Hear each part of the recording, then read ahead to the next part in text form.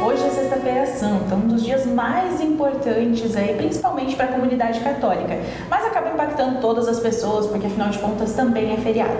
Mas a gente vem aí de uma semana cheia de datas comemorativas, de reflexão, e para a gente entender um pouco mais sobre cada uma dessas datas, eu converso hoje com o Padre Gustavo Mamentini. Boa tarde, Padre, tudo bom? Boa tarde, Amanda, tudo bem? Estamos aqui nesta Sexta-feira Santa de um modo muito especial, né? Refletindo durante essa semana, né, que iniciamos aí com o Domingo de Ramos, a grande semana para nós católicos, né? A entrada de Jesus em Jerusalém, onde a gente vai aqui, né, contemplar a paixão, morte e a ressurreição de Cristo, né? Isso, então a semana começou, claro, a gente já vem da Quaresma, um período ali de 40 dias de preparação. Para começar a Semana Santa, foi primeiro o Domingo de Ramos. Então explica um pouquinho pra gente o que é o Domingo de Ramos. Isso, o Domingo de Ramos não tem como a gente falar do Domingo de Ramos sem falar um pouquinho antes da Quaresma, que é esses 40 dias que o Senhor ele passa no deserto, aonde para nós católicos são esses 40 dias que antecedem essa entrada de Jesus em Jerusalém para o cumprimento, né, dessa grande promessa do libertador adentrando em Jerusalém, trazendo a libertação para o povo e para toda a humanidade. Então, ali nos 40 dias desse tempo quaresmal, nós temos um tripé, né, que é o jejum, a penitência e a oração, certo?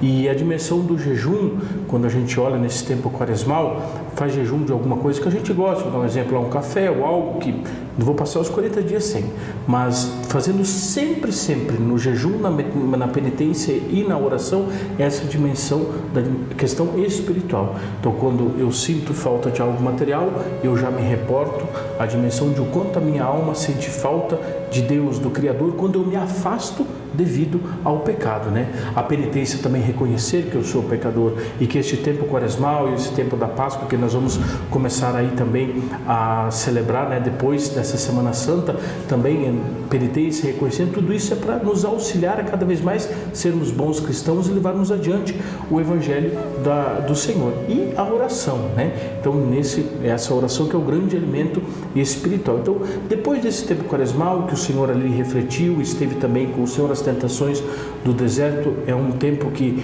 de estarmos olhando para dentro de nós, o Senhor ele chega em Jerusalém.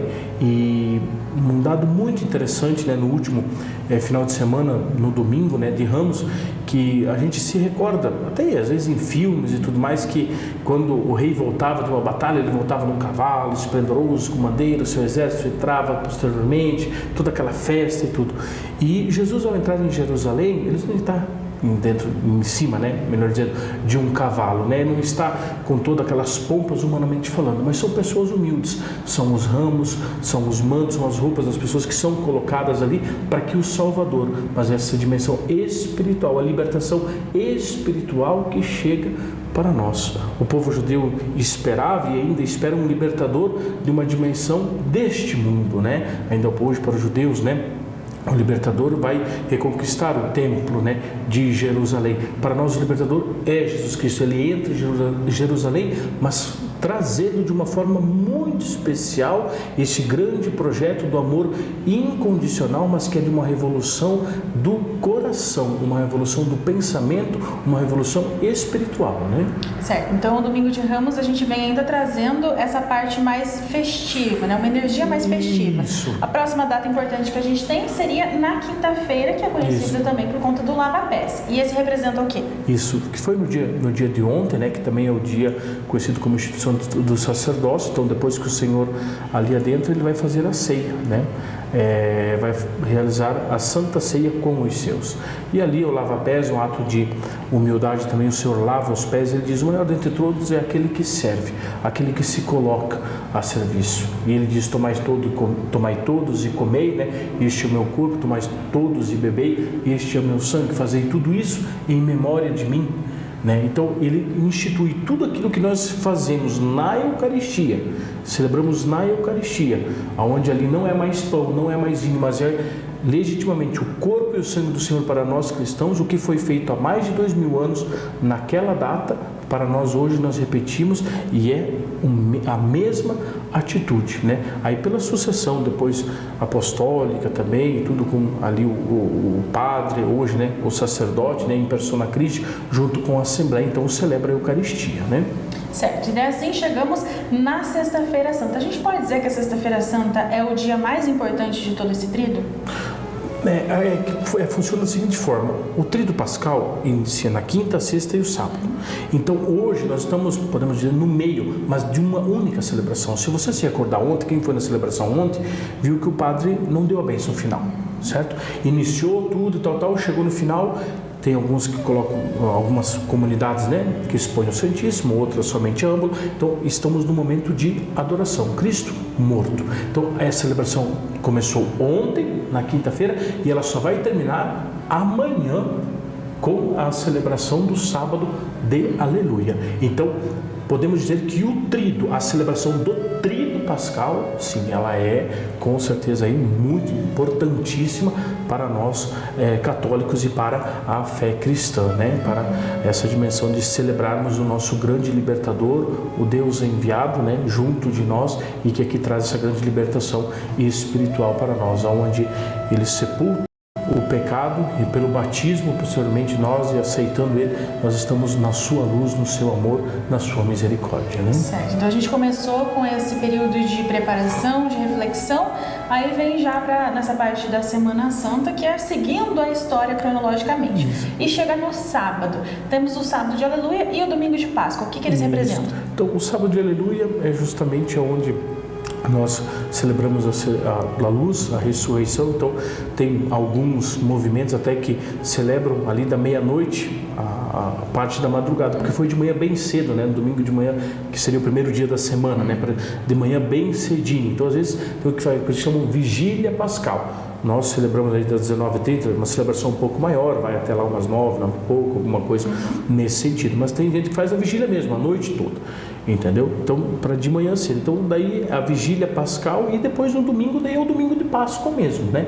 Então, a celebração do domingo de Páscoa. Mas a vigília pascal ali tem todo, daí poderia um dia falar somente da vigília, porque tem as partes, né, as leituras, aí tem o momento ali da água, se tiver um batismo também, tem a aspersão da água, a bênção da água batismal, a renovação das promessas do batismo, né, o momento que a gente acende o círio pascal é fora da igreja, e depois o círio, que é o Cristo ressuscitado, né, ele adentra na igreja, acendendo as velas de cada um que ali está dentro da igreja também. Então existe toda uma simbologia, que vale a pena um dia a gente conversar sobre isso, né, Amanda? A simbologia contida dentro do tríduo pascal, né? Então, que é muito interessante. Então a gente inicia na quinta, hoje às 15 horas é a celebração da paixão, da morte, e no sábado amanhã a vigília pascal, então a ressurreição do Senhor, e o domingo é a celebração daí do domingo de Páscoa, né?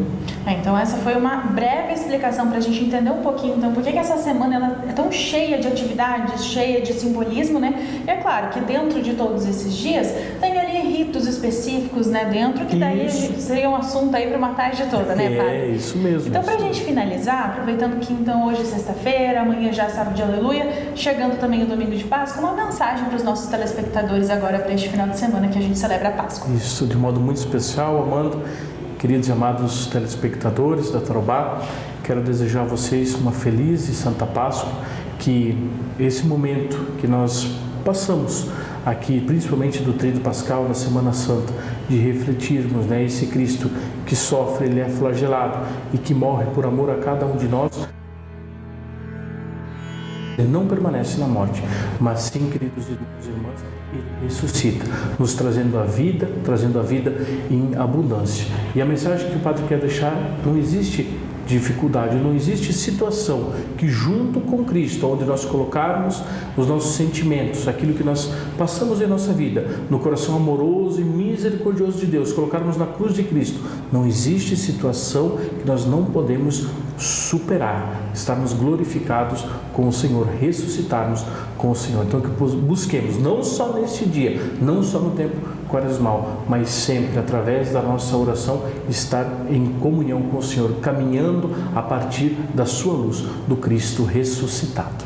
Esse cronograma é vivido especialmente pelos católicos, mas as outras religiões e crenças também comemoram a data. Os evangélicos, seja de vertentes tradicionais ou das outras, celebram a Páscoa com peças teatrais sobre a ressurreição e palavras de reflexão durante um culto especial. É o dia também da ceia, em que o corpo de Cristo é representado pelo pão e o sangue por um suco de uva. Já a tradição judaica segue outro caminho. Durante 8 dias não se pode consumir qualquer cereal. Caso a pessoa tenha em casa, ela deve doar para alguém, porque nem dentro de casa pode ter. O banir do alimento se deve à lembrança dos tempos difíceis dos antepassados, quando estavam escravizados no Egito, e à lembrança de que hoje são livres. No primeiro dia de reflexão, eles se reúnem para um jantar comunitário chamado Seder, que significa ordem em hebraico, no qual alimentos típicos são servidos em um prato chamado Keara, em uma ordem já pré-estabelecida. Durante o domingo de Páscoa, há reuniões entre as famílias, com jantares com representações do sentido da época para a população judaica. Os fiéis do Espiritismo não comemoram a Páscoa, mas isso não descarta um tempo de refletir. Os espíritas veem a Páscoa como uma forma de lembrar, discutir sobre o amor, tolerância, moral e esperança. Já nas religiões afro-brasileiras, como a Umbanda e Candomblé, também não há atividades relacionadas à Páscoa, porém cada casa religiosa tem a sua liberdade.